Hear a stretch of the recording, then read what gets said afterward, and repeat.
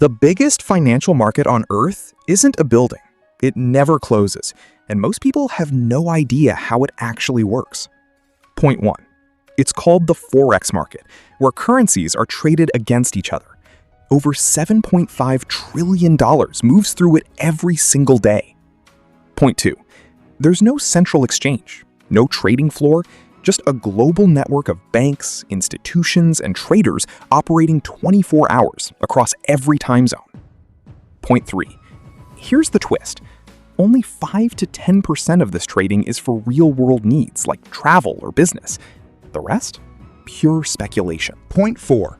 Retail traders can control massive positions using leverage, sometimes 100 times their actual money, which is exactly why 70 to 80% of them lose. Point 5. This market decides how expensive your imports are, how strong your currency is, and how the global economy shifts, often without you even realizing it. The world's biggest market runs mostly on guesswork.